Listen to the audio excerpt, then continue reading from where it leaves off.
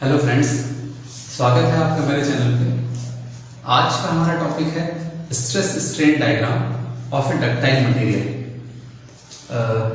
जैसे कि यहाँ पे बना हुआ है stress strain diagram mild steel के लिए, माइल्ड स्टील जो कि डक्टाइल मटेरियल होता है।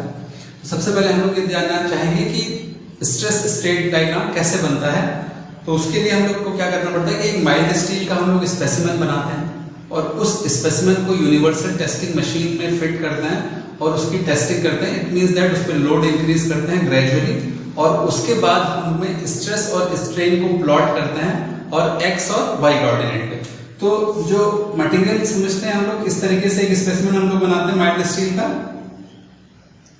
इस तरीके से हम लोग एक स्पेसिमेन बनाएंगे माइल्ड स्टील का, और उसके दो एंड पे क्रॉस सेक्शन थोड़ा ज्यादा होता है और बीच पे क्रॉस सेक्शन इस तरीके से हम लोग रखते हैं, और इस एंड पे और इस एंड पे हम उसको यूनिवर्सल टेस्टिंग मशीन की जॉज में फिट कर देते हैं और हम उसमें लोड को ग्रेजुअली इंक्रीज करते हैं। तो जब हम लोड को इंक्रीज करते हैं ग्रेजुअली तो उसमें स्ट्रेस जनरेट होता है और स्ट्रेस के साथ साथ उसमें स्ट्रेन जनरेट होता है। उस स्ट्रेस को हमने वाई एक्सिस पे प्लॉट किया और उस स्ट्रेन को हमने एक्स एक्सिस पे प्लॉट किया, और प्लॉट करने के बाद हमको इस तरीके से एक कर्व मिलता है। ठीक है, तो हम लोग समझते हैं कि ये कर्व कैसे बन रहा है। तो जैसे कि यहाँ पे stress strain diagram for mild steel बना हुआ है। इसमें हम लोग देखते हैं कि ये जो ओरिजिन पॉइंट है ओ से ए, ये जो लाइन है ये स्ट्रेट लाइन है। जब हम शुरुआत में हमने लोड बढ़ाया तो ओ से ए तक हमारा जो वेरिएशन होता है स्ट्रेस और स्ट्रेन में वो डायरेक्टली प्रोपोर्शनल होता है, यानी it means that stress is directly proportional to strain. इसका मतलब ये हुआ कि 0 से a के रीजन में हुक्स लॉ फॉलो करता है, हुक्स लॉ फॉलो करता है और stress directly proportional to strain होता है, यानी जिस प्रोपोर्शन में स्ट्रेस बढ़ रहा है उसी प्रोपोर्शन में हमारा स्ट्रेन भी बढ़ता है। और ए पॉइंट जो है हमारा वो कहलाता है, ए पॉइंट जो हमारा कहलाता है वो कहलाता है प्रोपोर्शनैलिटी लिमिट।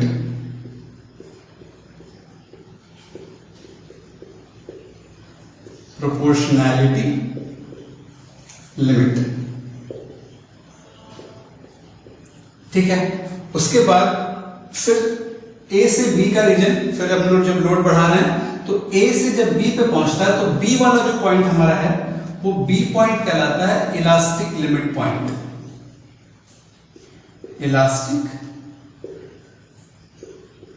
लिमिट पॉइंट, इसका मतलब यह है कि 0 से B तक हमारा मटेरियल जो है वो इलास्टिक रीजन में है।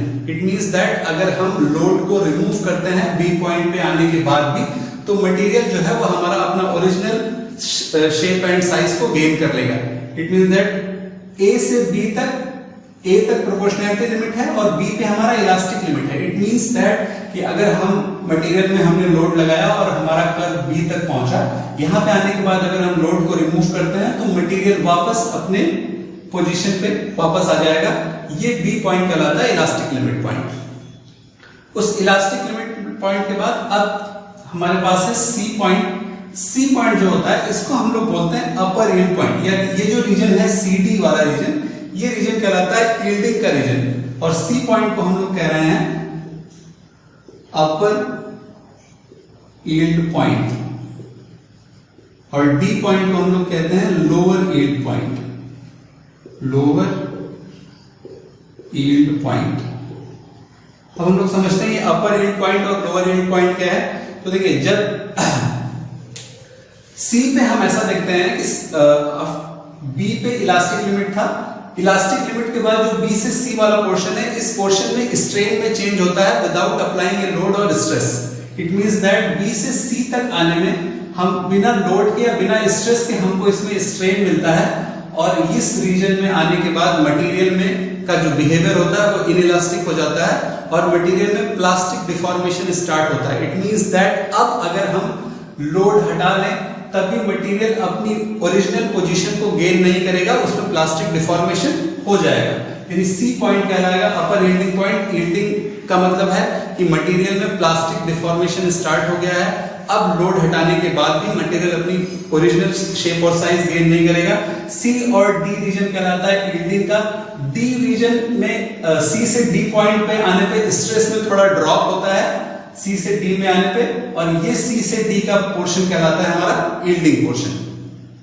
आफ्टर D के बाद डी तक पहुंचने के बाद हमारे मटेरियल में स्ट्रेन हार्डनिंग हो गई होती है। इट मींस दैट अब हमारे मटेरियल का मैक्सिमम स्ट्रेस वैल्यू तक हमको पहुंचने के लिए उसमें लोड को बढ़ाना पड़ता है। हम लोड बढ़ाते हैं और लोड बढ़ाने पे हमको डी से ई वाला पॉइंट मिलता है, और ई पॉइंट जो है हमारे लिए वो ई पॉइंट कहलाता है ultimate tensile stress point, ultimate tensile stress point.